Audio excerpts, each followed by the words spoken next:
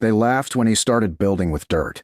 Not quietly, not behind his back, right there on the edge of his land, where anyone passing the valley road could see him raising wooden forms and shoveling earth between them like a man who had confused farming with construction.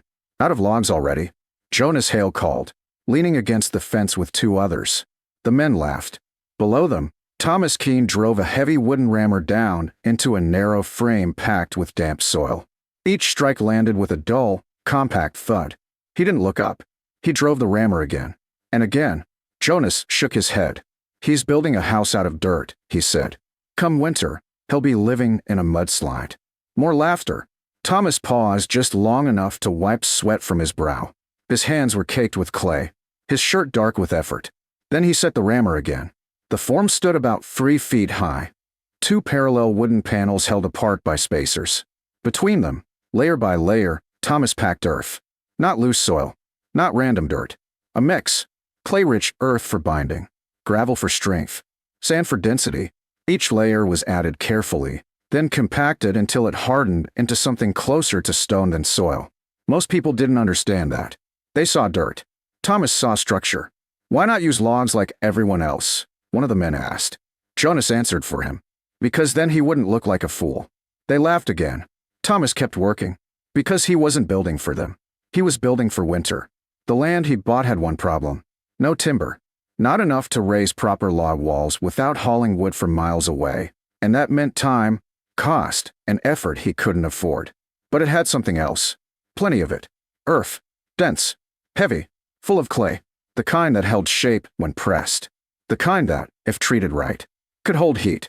He had learned that years ago watching a mason repair old structures near the southern ridge. Walls that stood for decades without rot. Thick. Solid. Quiet. Not pretty, but warm. Warmer than wood. That stayed with him. So when he came to the valley and saw men stacking logs thinner every year, burning more wood to fight the same cold, he made a decision. He would not build like them. He would build against winter itself. The first week had been slow. Digging foundations. Leveling ground. Setting the base stones. People watched, curious. The second week, when the forms went up and the earth started going in, that's when the laughter started. By the third week, it had become routine. Still packing mud. Hope it doesn't rain. Gonna grow crocs in your walls too? Thomas answered none of it. Because the walls were rising. Slowly, but solid. Each section, once compacted, held firm even after the forms were removed. The surface dried into a dense, textured face that felt cool and unyielding under the hand. By the time the first wall reached shoulder height, even the laughter changed slightly. Less certain. More curious. Jonas came down once, stepping through the site with boots crunching gravel. He ran a hand over the wall. "It's hard," he admitted. Thomas nodded. "It will get harder." Jonas tapped it with his knuckles. A dull, solid sound. "Still dirt," he said. "Still standing." Jonas smirked. "Until winter cracks it." Thomas met his eyes. "It won't." Jonas shrugged. "We'll see." He left with less laughter than before. Thomas returned to work. Day by day, the house took shape. Thick walls, nearly 2 feet wide. Openings cut for small windows. A heavy wooden door frame set deep into the structure. Inside, he laid a stone floor and built a compact stove with a masonry surround. Not large, but efficient. Because the goal wasn't to overpower the cold. It was to prevent it from entering in the first place. That was the difference. Wood walls leaked heat. They absorbed it, lost it, replaced it constantly. Earth walls held it, stored it, released it slowly. He worked through autumn until the house stood complete. Not beautiful, not like the others. No polished logs, no sharp lines. Just thick, solid walls rising from the ground like they belonged there. People still mocked it, but less loudly now, because even before winter came, they could feel something different. Inside the house, the air stayed steady, cool during warm days, warmer during cold nights. A kind of balance they didn't understand. But they noticed. They just didn't trust it yet. Winter arrived early. The first frost came hard. Then the second. Then snow. Cabins across the valley lit their stoves day and night. Woodpiles shrank faster than expected. Wet logs smoked. Dry logs burned too quickly. Heat came and went. Rooms cooled fast when fires dropped. The same struggle. Every year. Except in Thomas's house. He lit one fire at dusk. Sat at his table, Waited. The warmth spread slowly. Not rushing upward. Not disappearing. Just filling the space. And staying. By morning, embers still glowed. The walls still held warmth. The air still felt livable. He smiled. Good. That was the point. A week later, Jonas returned. Not laughing this time. Just curious. He stepped inside and stopped. The difference hit him immediately. No biting cold. No rushing heat. Just, even warmth. He looked at the stove. That all you're burning? Thomas nodded. For now. Jonas walked the room slowly. Touched the wall. Then the other. Then stood in the center. It's steady, he said. That's the idea. Jonas frowned. It's not even that hot. It doesn't need to be. He looked confused. Because he had always thought warmth meant intensity. Fire roaring. Heat blasting. Not this. Not quiet. Not controlled. He left without a joke. That was new. Then the storm came. Not a normal one. Not something the valley could shrug off. This one changed everything. Because it didn't just bring cold. It brought time. Days of it. Unbroken. Relentless. And that was when every weakness in the valley began to show. The storm didn't arrive with a single gust. It settled in, like something that had decided to stay. By the second day, the valley was already behind. Fires burned harder. Woodpiles shrank faster. Men stopped talking about weather and started counting how long they had left. Inside the cabins, heat came in bursts. Strong when the fire was fresh. Gone within an hour if it wasn't fed. Floors turned cold first. Then walls. Then beds. Children were moved closer to hearts.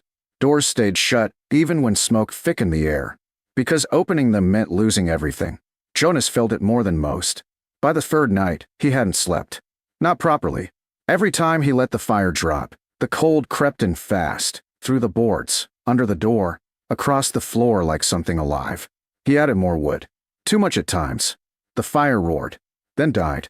Then needed feeding again. Always feeding. Always losing. His wife coughed from the smoke. Open the door, she said again. If I open the door, the heat goes. If you don't, we choke. He cursed under his breath. Because she was right. And because it didn't matter. Nothing held. Nothing stayed. The storm outside held like it had no end. By morning, their woodpile was nearly gone. That was when he stopped pretending. He stepped outside into wind that cut straight through his coat and made his eyes water instantly. The valley was white. Buried. Silent except for the storm. He looked toward Thomas's place. Smoke rose from the chimney. Thin. Steady. Not the thick, desperate smoke he was used to seeing from struggling fires. Just. Consistent. He hesitated. Then started walking. The wind fought him the whole way. Snow pushed at his legs. His breath burned his throat. But the sight of that steady smoke didn't change. When he reached the door, he didn't knock lightly. He hit it hard. 3 times. Then again. The door opened. Warmth came with it. Not blasting. Not shocking. Just. Present. Thomas stood there. Calm as if the storm didn't exist. Jonas stepped inside without asking. And stopped. Because everything he had assumed was wrong. The room wasn't hot. Not in the way he expected. But it was comfortable. Livable. The air wasn't dry or thick with smoke. The walls didn't feel cold. They felt neutral. Balanced. He turned slowly. The stove burned low. Barely more than a steady flame. That's it? Jonas asked. Thomas nodded. That's all it takes. Jonas stared. How? Thomas walked to the wall and placed his hand against it. It holds. Jonas followed. Pressed his own hand there. It wasn't cold. Not like wood. Not like anything he knew. It felt solid. Steady. Alive in a quiet way. The heat doesn't leave, Thomas said. So I don't have to replace it. Jonas swallowed. Outside, the wind screamed against the house. Inside, it didn't matter. No rattling. No drafts. No constant loss. Just stillness. How much would have you used? Jonas asked. Thomas thought for a moment. Less than half what I planned. Jonas let out a breath he hadn't realized he was holding. We've burned nearly everything. Thomas looked at him. How many in your house? 5. How many in the valley struggling? Jonas didn't hesitate this time. Most. Thomas nodded once. Then turned to the stove. Go get them. Jonas blinked. What? Bring them. Jonas stared at him. This place won't hold everyone. No, Thomas said calmly. But it will hold enough. Jonas hesitated. Then nodded. Because there was no other option. He stepped back into the storm. Trip by trip, they brought people in. First Jonas's family. Then Mrs. Carter from down the road. then the Miller boys, then anyone who could still walk. The house filled. Not crowded, but full. People sat along the walls, on benches, on the floor, wrapped in blankets. And still, the warmth held. That was what stunned them. Not just that it was warm, but that it stayed that way. The stove never needed to roar. It burned low. Consistent. Because the walls did the rest. They absorbed heat, stored it, released it slowly back into the room. Even as more people entered. Even as the door opened and closed. Even as the storm raged outside. Nothing changed. A child fell asleep near the wall. Then another. Then another. Mothers stopped watching the door. Men stopped counting logs. For the first time since the storm began, people rested. Jonas sat near the center of the room, staring at the walls. I laughed at this, he said quietly. Thomas didn't look at him. I remember. I said it would crack. It didn't. Jonas let out a short, tired laugh. No, he said. It didn't. Hours passed. Then a day. Then another. The storm continued. But inside the house, time felt different. Measured in comfort instead of survival. Wood usage stayed low. The fire stayed steady. The walls stayed warm. People began to understand. Not all at once, but enough. Mrs. Carter ran her hand along the surface. It's like the heat lives in it, she said. Thomas nodded. It does. The Miller boys stopped shivering. Jonas's youngest slept through the night without waking once. Even the older men, who had spent years fighting winter the same way, stopped arguing. Because there was nothing left to argue with. The evidence was all around them. When the storm finally broke, it did so quietly. The wind eased. The snow stopped. Silence returned. Thomas opened the door. The valley was unrecognizable. Cabins buried halfway. Roofs sagging. Fences gone. Smoke thin from weakened fires. People stepped outside slowly. Then turned back. To the house. The dirt walls. The thing they had mocked. Jonas stood beside Thomas. I called this mud, he said. Thomas looked at the horizon. It still is. Jonas shook his head. No, he said. It's better. That afternoon, men began digging out their homes. Repairing damage. Counting what they had left. But something else began too. Questions. How did you mix it? How thick are the walls? How long did it take to harden? What about rain? What about cracks? Thomas answered every one. Not with pride. With clarity. Because now they were listening. By the time spring came, the valley looked the same from a distance. Cabins. Fields. Fences.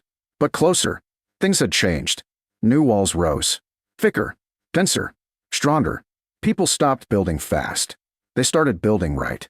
Jonas stood one evening watching a neighbor pack earth into a wooden frame. He smiled. Strange thing, he said. What? Thomas asked. We laughed at it first. Thomas nodded. That's how it usually starts. Jonas looked out across the valley. Then back at the house that had held when everything else struggled. Won't happen again, he said. Thomas didn't answer. He didn't need to. Because the valley had already learned what winter always teaches. The strongest shelter isn't the one that looks right. It's the one that holds heat when everything else lets it go.